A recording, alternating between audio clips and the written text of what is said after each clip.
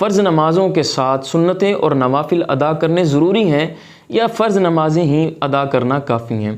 یعنی فرض صرف فجر کے 2 پڑھیں، ظہر کے 4 پڑھے، عصر کے 4 پڑھے، مغرب کے 3 پڑھے، پھر عشاء کے 4 پڑھے، اتنا پڑھ لینا کافی ہے یا اس کے ساتھ سنتیں اور نوافل ادا کرنا اور واجبات کو ادا کرنا ضروری ہے؟ کیونکہ بعض لوگ اس کے ساتھ یہ دلیل دیتے ہیں اور کہتے ہیں کہ صرف فرض پڑھو، کیونکہ نبی پاک علیہ الصلوۃ والسلام کے پاس ایک شخص آیا، اس نے آ کے کہا یا رسول اللہ صلی اللہ علیہ وسلم مجھے کوئی ایسا عمل بتائیں کہ میں وہ کروں اور کامیاب ہو جاؤں۔ آپ نے ارشاد فرمایا کہ اللہ کے ساتھ کسی کو شریک نہ ٹھہرانا، فرض نماز ادا کرنا، فرض زکوٰۃ دینا اور رمضان کے روزے رکھنا۔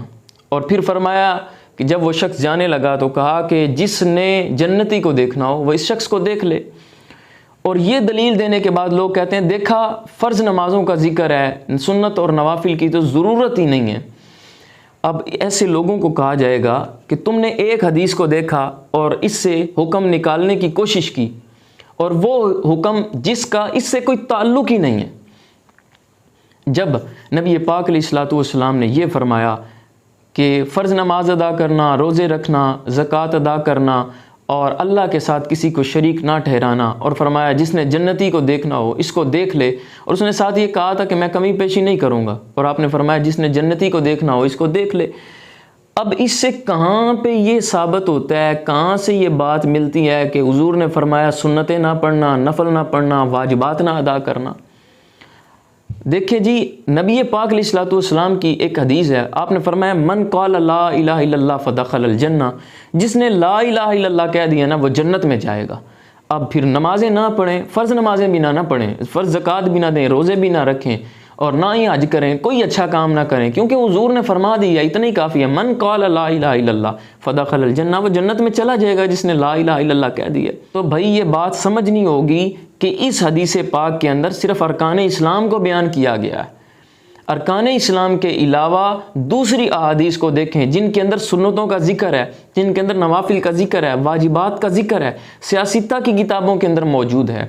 نبی پاک علیہ الصلوۃ والسلام نے سنتیں ادا فرمائی، آپ نے نوافل کی کثرت کی، آپ نے واجبات ادا فرمائے، صرف فجر کے 2 فرض نہیں پڑھے۔ جو یہ لوگ کہتے ہیں 2 فرض کافی ہیں جناب، بعد میں ضرورت ہی نہیں ہے، ظہر کے 4 پڑھو کافی ہیں۔ حضرت عائشہ صدیقہ رضی اللہ تعالیٰ عنہ ارشاد فرماتی ہیں، آپ نے فرمایا کہ نبی پاک علیہ الصلوۃ والسلام نے فرمایا کہ رکعت الفجر خیر من الدنیا وما فیہا، دنیا اور اس کے اندر جو کچھ ہے اس سے بہتر فجر کی 2 سنتیں ہیں۔ یہ روایت مسلم میں، مشکات میں، نسائی کے اندر موجود ہے۔ فرمایا کہ دشمن کے گھوڑے بھی اگر تمہارے سر پہ کھڑے ہوں تو فجر کی سنتیں نہ چھوڑنا، مسند احمد کے اندر یہ روایت موجود ہے۔ اور پھر فرمایا حضرت عائشہ صدیقہ رضی اللہ تعالیٰ عنہا اور حضرت ام حبیبہ رضی اللہ تعالیٰ عنہا روایت فرماتی ہیں کہ نبی پاک علیہ الصلوۃ والسلام فرمایا کہ جس نے 12 رکعات نماز ادا کی اللہ تعالیٰ اس کو جنت میں داخل فرمائے گا۔ وہ کون سی 12 رکعات؟ فجر سے پہلے 2 سنتیں، ظہر سے پہلے 4 سنتیں، ظہر کے بعد 2 سنتیں، مغرب کے بعد 2 سنتیں، اور پھر عشاء کے بعد 2 سنتیں۔ یہ وہ سنتیں ذکر کی، اور فرمایا کہ نبی پاک علیہ الصلوۃ والسلام کی ظہر کی پہلے کی 4 سنتیں اگر رہ جاتی کسی کام کی وجہ سے، کسی مصروفیت کی وجہ سے، یا کسی بھی وجہ کی بنا کے اوپر وہ 4 سنتیں پہلی والی رہ جاتی تھی تو حضور ظہر کے فرض ادا کر کے 2 سنتیں ادا کرتے، پھر وہ 4 سنتیں ادا فرماتے۔ اگر ضرورت نہ ہوتی، وہ لازمی نہ ہوتی تو حضور کیوں ادا فرماتے؟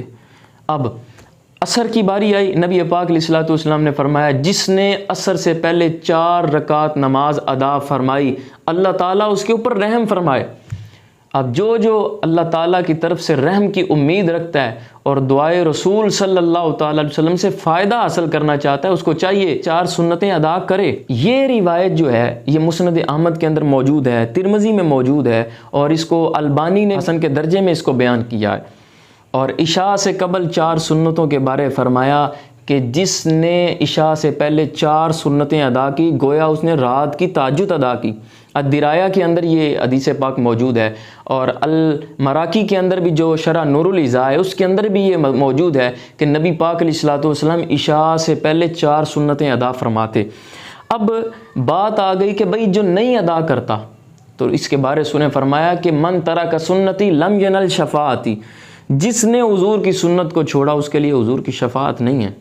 حضور سے پیار کا حق یہی ہے کہ سنت کو ادا کیا جائے، اس کو ترک نہ کیا جائے، چھوڑا نہ جائے۔